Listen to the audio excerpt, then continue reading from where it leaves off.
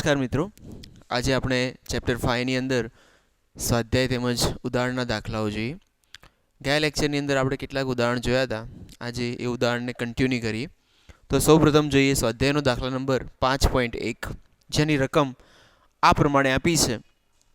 નીચેના કિસ્સાઓમાં ચોખ્ખા બળના મૂલ્ય અને દિશા શોધો. અહીંયા કેટલાક ઉદાહરણ આપેલા છે. તો એ ઉદાહરણની અંદર આપણે પદાર્થ પર લાગતા બળનું મૂલ્ય અને દિશા શોધવી છે. સૌપ્રથમ કિસ્સો આ રીતે આપેલો છે. એ અચળ ઝડપથી ગતિ કરતા વરસાદના ટીપા પર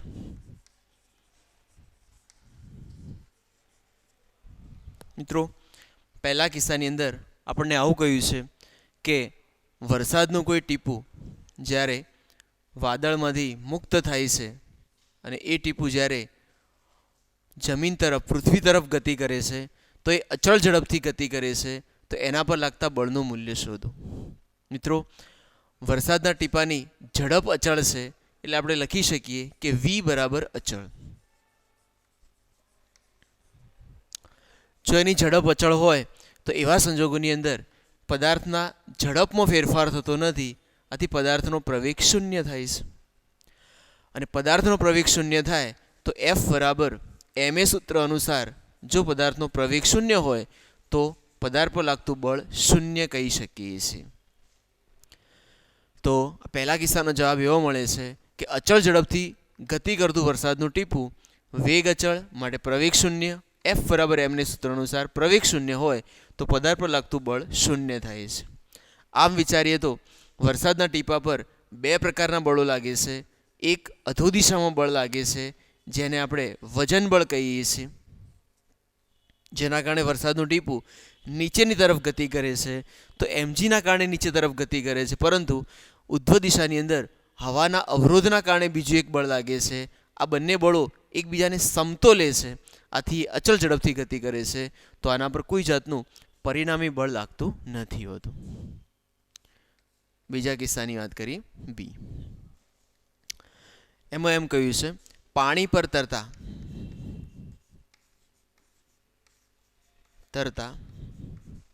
10 ગ્રામ દળનો બુચ. મિત્રો, અહીંયા આપણને એવું એક એક્ઝામ્પલ આપેલું છે કે પાણી પર તરતો 10 ગ્રામ દળનો બુચ.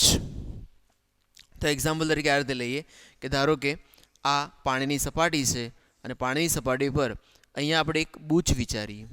ધારો કે આ પ્રકારનું એક બુચ છે જે પાણીની સપાટી પર તરે છે. મિત્રો, આ બુચ પાણીની સપાટી પર તરે છે, એનો અર્થ એવો થયો કે આ બુચ પર પણ બે પ્રકારના બળો લાગતા હોય છે. પહેલું બળ બુચના કારણે પાણી પર લાગે છે, જે બળને આપણે વજન બળ તરીકે ઓળખીશું. વજન બળ જે અધો દિશામાં લાગે છે. અને બીજું પાણીના કારણે બુચ ઉપર જે બળ લાગે છે એ બળને આપણે ઉત્પ્લાવક બળ તરીકે ઓળખીએ છીએ. અહીંયા લખીશું ઉત્પ્લાવક બળ. ઉત્પ્લાવક બળ. બુચ પાણી પર તરે છે, એનો અર્થ એવો થયો કે બુચ સ્થિર છે. તો આવા કિસ્સામાં આ બંને બળો સમાન મૂલ્યના અને વિરુદ્ધ દિશામાં થાય છે. આથી લાગતું પરિણામી બળ શૂન્ય થાય છે. તો લખી શકાય કે અહીંયા વજન બળ બરાબર ઉત્પ્લાવક બળ થાય છે. સમાન મૂલ્ય અને વિરુદ્ધ દિશામાં હોય છે. આથી બુચ પર લાગતું પરિણામી બળ માટે બુચ પર લાગતું પરિણામી બળ શૂન્ય મળે છે. શૂન્ય મળે છે. તો અહીંયા બંને કિસ્સાઓની વાત કરી. પહેલા કિસ્સાની અંદર પણ પદાર્થ પર લાગતું બળ શૂન્ય થાય છે અને બીજા કિસ્સાની અંદર પણ પદાર્થ પર લાગતું પરિણામી બળ શૂન્ય મળે છે. ત્રીજા એક્ઝામ્પલની વાત કરીએ તો આકાશમાં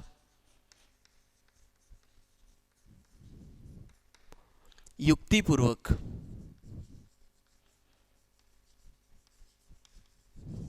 સ્થિર રાખેલ પતંગ.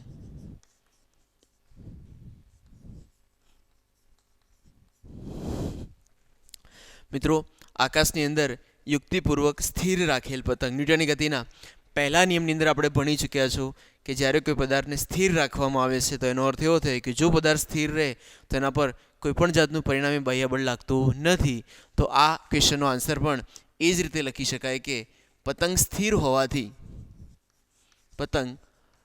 હોવાથી તેના પર લાગતું પરિણામી બાહ્ય બળ શૂન્ય થાય છે. પરિણામી બાહ્ય બળ શૂન્ય મળે છે.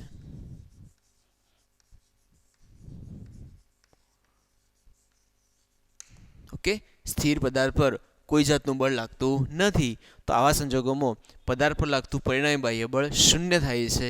બીજી રીતે સમજીએ તો ધારો કે આ એક પતંગ છે અને એ પતંગને સ્થિર રાખવામાં આવે છે તો પતંગ પર પણ બે પ્રકારના બળો લાગે છે. એક બળ એવું છે જેને આપણે તણાવ બળ તરીકે ઓળખો છો અને બીજું બળ હવાના કારણે લાગે છે જે પતંગ પર વિરુદ્ધ દિશામાં લાગશે.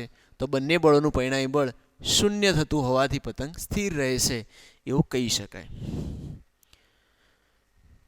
ચોથો પોઈન્ટ આ રીતે આપ્યો છે. Question number D. 30 કિલોમીટર પર અવરની અચળ ઝડપે ગતિ કરતી કાર.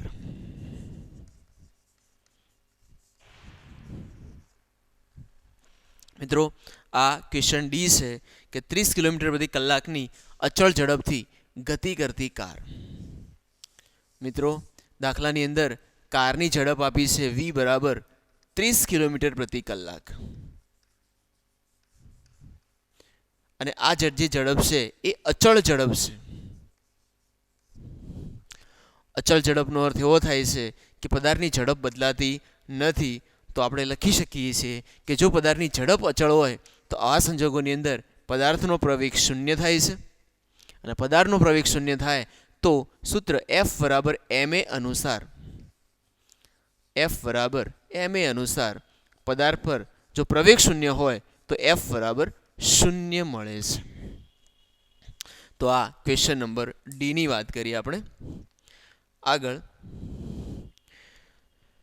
છેલ્લે ક્વેશ્ચન નંબર ઈ. બધા જ દ્રવ્ય કણોથી દૂર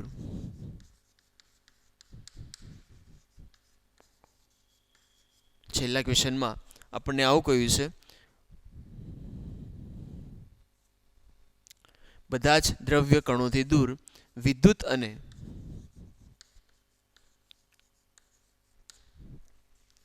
ચુંબક ક્ષેત્રથી દૂર ગતિ કરતા ઇલેક્ટ્રોન પર. તો મિત્રો, અહીંયા આપણને આવી રીતે એક છેલ્લો ક્વેશ્ચન પૂછેલો છે કે આ ઇલેક્ટ્રોન પર કેટલું બળ લાગશે કે જે બધા જ દ્રવ્ય કણોથી દૂર છે, ઉપરાંત વિદ્યુત અને ચુંબકીય ક્ષેત્રથી પણ દૂર છે. તો મિત્રો, પ્રશ્નનો જવાબ આપણે આ રીતે મૂકી શકીએ છીએ કે જો ઇલેક્ટ્રોન બધા જ દ્રવ્ય કણોથી દૂર હોય તો એના પર ગુરુત્વાકર્ષણ જેવું બળ લાગતું નથી. વિદ્યુત અને ચુંબકીય ક્ષેત્રથી દૂર છે તો એના પર વિદ્યુત ચુંબકીય બળ પણ લાગતું નથી. તો આવા કિસ્સાની અંદર ઇલેક્ટ્રોન પર કોઈપણ જાતનું પરિણામી બાહ્ય બળ લાગતું નથી. તો આનો આન્સર આપણે આ રીતે લખી શકીએ છીએ કે ઇલેક્ટ્રોન પર લાગતું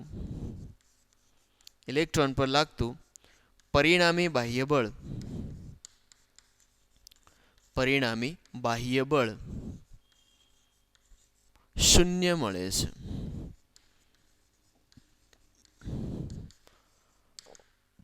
ઓકે, તો મિત્રો, અહીંયા આપણે 5 ક્વેશ્ચનની વાત કરી જેની અંદર આપણે સમજ્યા કે વરસાદનું ટીપું, 10 ગ્રામ દળનો બુચ, સ્થિર રાખેલ પતંગ, ગતિ કરતી કાર અને ઇલેક્ટ્રોન, આ દરેકે દરેક ક્વેશ્ચનની અંદર કણ પર લાગતું પરિણામી બાહ્ય બળ આપણને શૂન્ય મળે છે. તો 5 ક્વેશ્ચન વ્યવસ્થિત રીતે આપણે નોટ કરી દઈશું અને આ પ્રમાણે જોયા આપણે.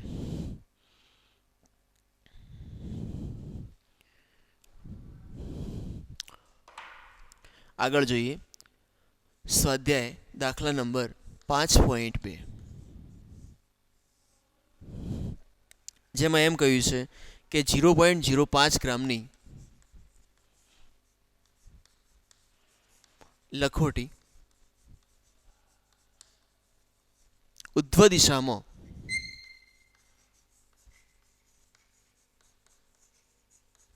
ફેંકવામાં આવે તો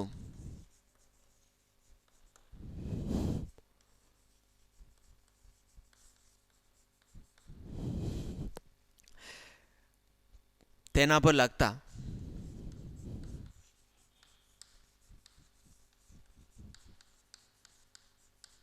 ચોખ્ખા બળનું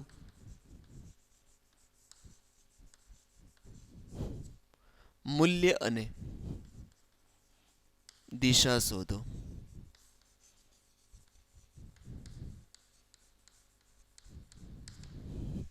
ઓકે, તો અહીંયા મિત્રો આપણને બીજો ક્વેશ્ચન 0.05 કિલોગ્રામ દળની લખોટી જેને ઉધ્વ દિશામાં ફેંકવામાં આવે છે તો એ લખોટી પર લાગતા ચોખ્ખા બળનું મૂલ્ય અને દિશા શોધો. પ્રશ્નમાં પહેલો ક્વેશ્ચન એ રીતે પૂછેલો છે કે અધોદિશાની ગતિ માટે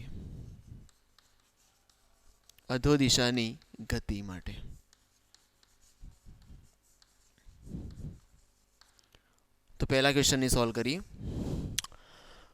હવે એવું કહ્યું છે કે જ્યારે લખોટીને ઉધ્વ દિશામાં ફેંકવામાં આવે છે ત્યારે, તો આ લખોટીને આપણે આ રીતે વિચારીએ, ઉધ્વ દિશામાં ફેંકવામાં આવે છે ત્યારે આપણે જાણીએ છીએ કે આ લખોટી મહત્તમ ઊંચાઈ પર જાય છે અને મહત્તમ ઊંચાઈ પર ગયા પછી આ લખોટી ત્યાંથી અધોદિશા તરફ ગતિ કરે છે. તો જ્યારે લખોટી અધોદિશામાં ગતિ કરે છે એવા સંજોગોની અંદર એના પર લાગતું પરિણામી બાહ્ય બળ આપણે શોધવું છે. તો આપણે આવું કહી શકીએ કે લખોટી જ્યારે અધોદિશામાં ગતિ કરે છે તો અધોદિશામાં ગતિ કરે ત્યારે લખોટી પાસે પ્રવેગ હોય છે. એ પ્રવેગ ગુરુત્વ પ્રવેગ જેટલો હોય છે તો એ પ્રવેગને આપણે એ બરાબર જી વડે દર્શાવીએ. એક્ઝામ્પલની અંદર જી બરાબર આપણે 10 લઈએ તો જી બરાબર 10 મીટર પ્રતિ સેકન્ડ સ્ક્વેર મૂકી શકાય. અને આવા સંજોગોની અંદર બળની કેલ્ક્યુલેશન કરીએ તો એફ બરાબર ma અહીંયા લખીએ, એમ બરાબર તો 0.05 અને એ બરાબર 10 મૂકીએ તો આપણને આન્સર મળે છે 5 ન્યૂટન. ઓકે, તો લખોટી પર લાગતું બળ એ આપણને મળશે 0.5 ન્યૂટન. તો આ રીતે બળ શોધી શકાય. આ બળની દિશાની વાત કરીએ તો સ્વાભાવિક છે કે પદાર્થમાં રહેલો ગુરુત્વ પ્રવેગ એ અધોદિશામાં છે અને ગુરુત્વ પ્રવેગ અધોદિશામાં હોય તો બળની દિશા અધોદિશા તરફ મળે છે, અધોદિશામાં હોય છે.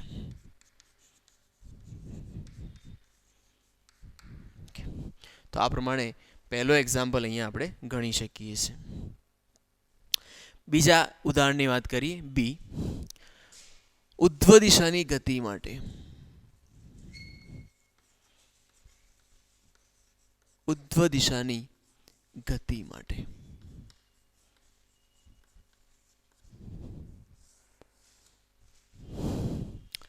પ્રશ્ન એ રીતે પૂછેલો છે કે જ્યારે લખોટી ઉધ્વ દિશામાં ગતિ કરે ત્યારે, તો અહીંયા આપણે આકૃતિ એ રીતે દોરીએ કે ઉધ્વ દિશાની ગતિ માટે. તો મિત્રો આપણે જાણીએ છીએ કે જ્યારે પદાર્થને ઉધ્વ દિશામાં ફેંકવામાં આવે છે ત્યારે પદાર્થની અંદર રહેલો પ્રવેગ એ બરાબર જી થશે, પરંતુ જી બરાબર આપણે 10 લઈએ તો -10 મીટર પ્રતિ સેકન્ડ સ્ક્વેર લખી શકાય. આપણે સૌ જાણતા હતા કે પદાર્થ ગુરુત્વાકર્ષણની વિરુદ્ધ દિશામાં ગતિ કરે, આવા સંજોગોની અંદર એ બરાબર -g મૂકી શકાય. અને હવે જો બળની ગણતરી કરીએ તો સૂત્ર પ્રમાણે F બરાબર mg, m બરાબર આપણને આપેલા છે 0.05, g બરાબર -10 લઈએ તો આપણને બળ મળે છે -0.5 ન્યૂટન. પદાર્થને ઉધ્વ દિશામાં ફેંકવામાં આવે છે, પદાર્થ પર લાગતું બળ ઋણ મળે છે, જે દર્શાવે છે કે બળની દિશા એ ફરીથી પદાર્થની ગતિની વિરુદ્ધ મળે છે. તો લખી શકીએ કે બળની દિશા એ અધોદિશા થશે. ફરીથી ઋણ ચિહ્ન એવું દર્શાવે છે કે પદાર્થ ઉધ્વ દિશામાં ગતિ કરે છે, પરંતુ માઇનસ ચિહ્ન એવું દર્શાવે છે કે ગતિની બળ જે છે વિરુદ્ધ દિશામાં લાગે, એટલે કે ઉધ્વ દિશાની સાપેક્ષ બળનું જે મૂલ્ય છે એ વિરુદ્ધ દિશામાં લાગશે. ત્રીજા ક્વેશ્ચનની વાત કરીએ સી, જેમાં એમ પૂછેલું છે કે ક્ષણિક સ્થિર ઉચ્ચતમ બિંદુએ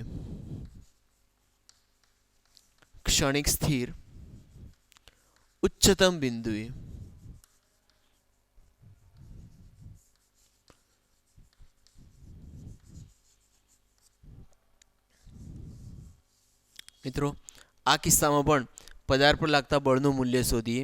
તો જ્યારે કોઈ પદાર્થને ઉધ્વ દિશામાં ફેંકવામાં આવે છે, તો આ મિત્રો આપણે ભણ્યા છીએ કે ઉધ્વ દિશાની ગતિ દરમિયાન પદાર્થનો વેગ ક્રમશઃ ઘટે છે. જ્યારે પદાર્થનો વેગ શૂન્ય થાય છે ત્યારે પદાર્થ મહત્તમ ઊંચાઈ પર પહોંચે છે, અને આ મહત્તમ ઊંચાઈવાળા બિંદુએ પદાર્થ ક્ષણિક સ્થિર થાય છે. તો આ બિંદુ પાસે વેગની વાત કરીએ તો વેગ શૂન્ય હોય છે, અને ત્યાંથી પદાર્થ અધો દિશાની ગતિ શરૂ કરે છે. તો આ ક્વેશ્ચનની અંદર એવું પૂછેલું છે કે પદાર્થ મહત્તમ બિંદુ પર એટલે કે મહત્તમ ઊંચાઈ પર હોય ત્યારે બળ શોધો. તો મહત્તમ ઊંચાઈના કિસ્સામાં વેગ શૂન્ય થાય, પરંતુ આપણે સૌ જાણીએ છીએ કે પદાર્થમાં રહેલો પ્રવેગ એ ગુરુત્વ પ્રવેગ જ હોય છે, એટલે કે એ બરાબર જી લખી શકાય. અને આવા સંજોગોમાં બળની ગણતરી કરીએ તો F બરાબર mg, m બરાબર 0.05 ન્યૂટન, g બરાબર 10 મૂકીએ તો એનો એ જ જવાબ મળે છે 0.5 ન્યૂટન. પ્રવેગની દિશા અધો દિશામાં હોય તો બળ અધો દિશામાં લાગે છે.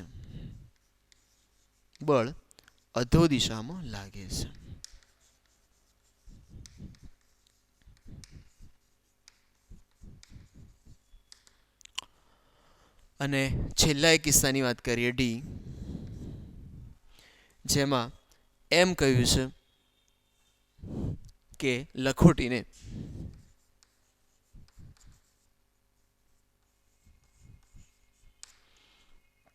સમક્ષદિજ સાથે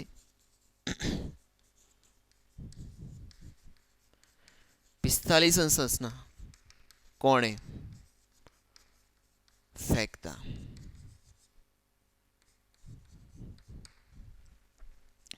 લખોટીને સમક્ષદિજ સાથે 45 અંશના કોણે ફેંકવામાં આવે તો મિત્રો આ રીતે વિચારીએ કે ધારો કે આ સમક્ષદિજ સપાટી છે અને આ સપાટી સાથે લખોટીને ફેંકવામાં આવે છે 45 અંશનો કોણ બને એ રીતે. તો આ લખોટી ગતિ દરમિયાન આ પ્રમાણે ગતિ કરશે, પ્રક્ષિપ્ત ગતિ કરે છે એવું કહી શકાય. લખોટીનો જે ગતિમાર્ગ છે એ આ પ્રમાણે મળે છે, એ પ્રક્ષિપ્ત ગતિ કરે છે એવું કહી શકાય. પ્રકરણ 4 ની અંદર આપણે ભણ્યા છો કે પ્રક્ષિપ્ત ગતિ દરમિયાન પદાર્થની અંદર સમક્ષદિજ દિશામાં વેગ હોય છે. ગતિ દરમિયાન પદાર્થમાં સમક્ષદિજ દિશામાં વેગ છે અને ઉધ્વ દિશાનો પ્રવેગ છે.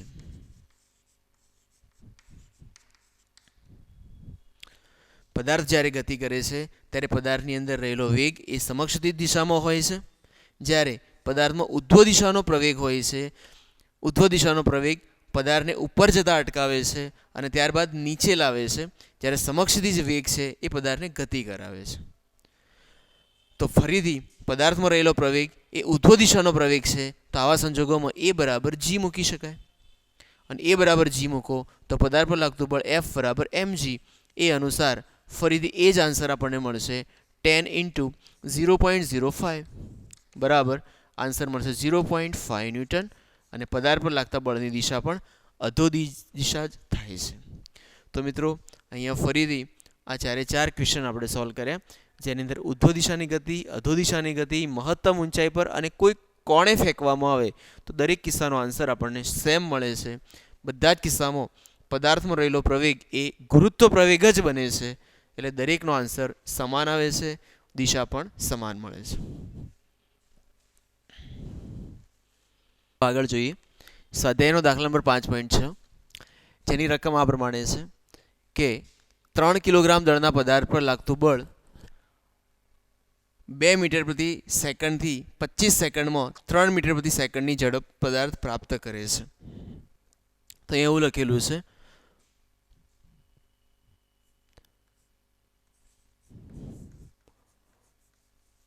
કે કોઈ એક પદાર્થ છે જેને આપણે આ રીતે દર્શાવીએ. આ પદાર્થ માટે આપણને દળ આપેલું છે 3 કિલોગ્રામ, એટલે કે m બરાબર 3 kg. લાગતું બળ, લાગતા બળના લીધે પદાર્થ પર બળ લાગે છે. આ બળના લીધે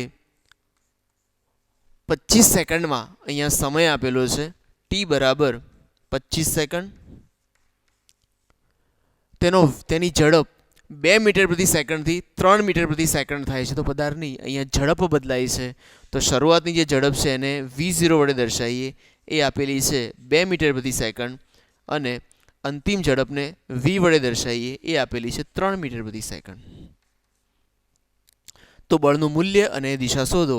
દાખલાની અંદર બળ શોધવાનું છે, F બરાબર શોધો. મિત્રો, બળ શોધવા માટે આપણને m આપેલા છે, એટલે કે પદાર્થનું દળ આપેલું છે.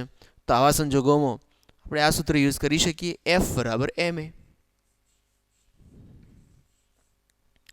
આ સમીકરણનો યુઝ કરીએ. દળ આપ્યું છે m બરાબર 3 કિલોગ્રામ, પરંતુ દાખલામાં પ્રવેગ આપેલો નથી. તો બાકીની 3 કિંમતો એટલે કે v, v0 અને t, આ 3 ઉપરથી પદાર્થનો પ્રવેગ શોધી શકાય. અચળ પ્રવેગી ગતિનું પહેલું સૂત્ર યુઝ કરીએ તો v બરાબર v0 પ્લસ at, v બરાબર 3, v0 બરાબર 2 પ્લસ a, અને t બરાબર અહીંયા 25 સેકન્ડ લઈએ. સાદુરૂપ આપીએ તો એક્ઝામ્પલની રકમ આ રીતે આપ્યું છે 3.5 થાય છે. સોરી મિત્રો, દાખલામાં અંતિમ વેગ 3.5 આપેલો છે. તો અહીંયા આપણે 3.5 કરીશું. 3.5 તો અહીંયા લખાય 3.5, 2 ને આ સાઈડ લઈશું તો જવાબ થશે 3.5 માઇનસ 2 બરાબર 25a.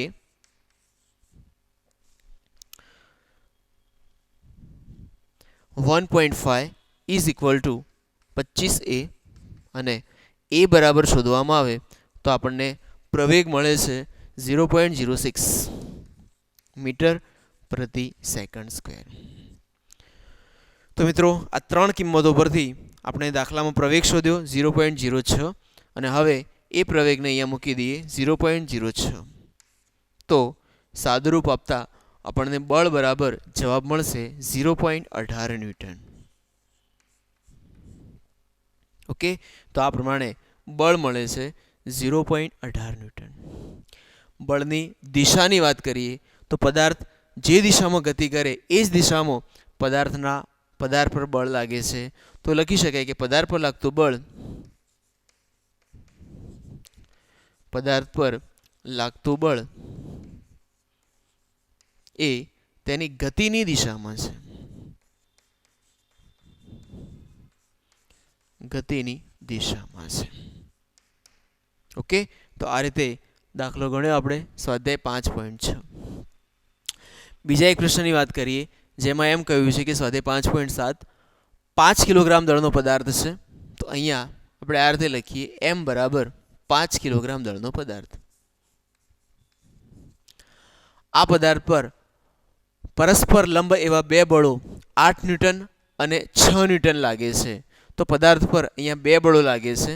બંને બળોને આ રીતે બતાવીએ કે ધારો કે એક પદાર્થ છે, તો આ પદાર્થ પર લાગતા બે બળો, એક બળ જેને F1 તરીકે લખીએ તો 8 ન્યૂટન, અને બીજા બળને F2 તરીકે લખીએ તો એ 6 ન્યૂટન લાગે છે.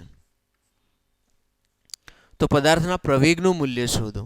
મિત્રો, હવે પદાર્થ પર જો આ રીતે બે બળો લાગતા હોય તો આ બંને બળોને આપણે સદિશના ફોર્મમાં બતાવીએ તો આ રીતે દર્શાવી શકાય કે પહેલું જે બળ લાગે છે એ બળને સદિશ સ્વરૂપે લખીએ તો F1 બરાબર 8 ન્યૂટન, જે એક્સ અક્ષની દિશામાં છે તો આપણે સદિશના ફોર્મમાં લખીએ F1 બરાબર 8 આઈ કેરેટ ન્યૂટન.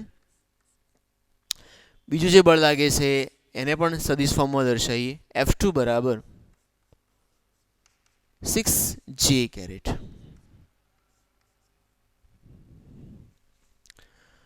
બંને બળો પરસ્પર લંબ રૂપે લાગે છે તો બંનેને આપણે લંબ બતાવ્યા છે. આ પરથી પદાર્થ પર લાગતું પરિણામી બળનું સૂત્ર લખીએ તો પરિણામી બળ લખીએ. F બરાબર સૂત્ર થશે 8 આઈ કેરેટ પ્લસ 6 જે કેરેટ. અને જો આ સમીકરણને મૂલ્યમાં લખવામાં આવે તો પદાર્થ પર લાગતું બળ F બરાબર સૂત્ર થશે વર્ગમૂળમાં 8 સ્ક્વેર પ્લસ 6 સ્ક્વેર. પ્રકરણ 4 ની અંદર આપણે મિત્રો આવા સૂત્રો ભણેલા છીએ. 8 સ્ક્વેર પ્લસ 6 સ્ક્વેર. F બરાબર સાદુરૂપ આપીએ તો 64 + 36 એટલે જવાબની અંદર 100 થશે. તો પદાર્થ પર લાગતું બળ મળે છે F બરાબર 10 ન્યૂટન. તો આ રીતે પદાર્થ પર 10 ન્યૂટનનું બળ લાગે છે. હવે પ્રવેગ શોધીએ તો આપણને દળ આપેલું છે તો પ્રવેગ શોધી શકાય. F બરાબર ma. F બરાબર 10 ન્યૂટન.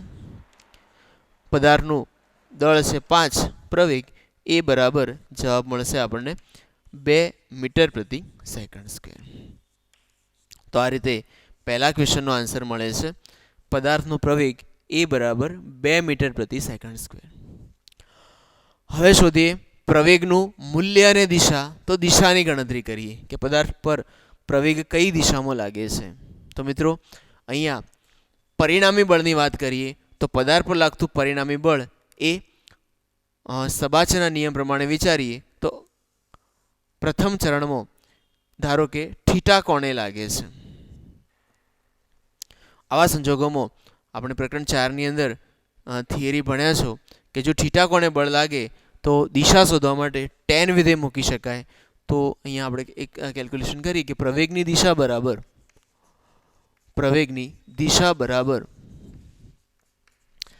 થીટા બરાબર tan ઇન્વર્સ y ઘટક ભાગ્યા x ઘટક એટલે કે F2/F1 બરાબર tan ઇન્વર્સ F2 બરાબર 6, F1 બરાબર 8. અને આનું સાદુરૂપ આપવામાં આવે તો આપણને જવાબ મળશે 0.750 tan ઇન્વર્સ 0.750 અને આ કિંમતનો ઉપયોગ કરી અને કેલ્ક્યુલેશન કરીએ તો 36 અંશ અને 53 મિનિટ જવાબ મળે છે. અને 53 મિનિટ એ આપણને આન્સર મળે છે.